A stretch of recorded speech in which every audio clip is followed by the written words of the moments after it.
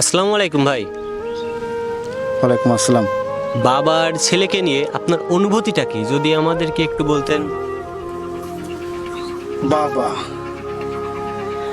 বাবা এমন একটা জিনিস এই পৃথিবীতে যার নাই একমাত্র সেই বুঝতে পারে যে বাবার অভাবটা কোথায় আর কি। এই যে আগামীকাল থেকে রোজা, বাবা রমজান মাসের সময় ঠিক আছে বাবা কি করে, ভোরবেলায় ফজরের সময় উঠে ঠিক আছে বাবা এ ওট ওট ওট সেহরি খাওয়ার টাইম হয়ে গেছে, বাবা বারবার খোঁচাতো আর কি।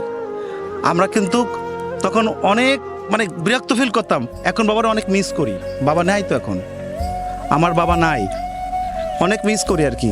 এখন কেউ জিজ্ঞেস করে না, এখন কেউ ডাকেও না। ইফতারির সময় যখন ইফতারি করব তখন বাবা পাশে না না বসা ইফতারি করাতো না। আর এখন ইফতারি তো করি কিন্তু বাবাকে পাচ্ছি না, বাবা নাই। আর পৃথিবীতে যার বাবা নাই সে বড় নিঃস্ব। বাবা এমন একটা জিনিস, বাবারে অনেক মিস করতেছি। বাবা আমি তোমাকে অনেক ভালোবাসি বাবা, তোমার অনেক মিস করতেছি।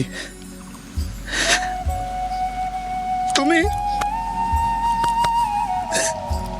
এই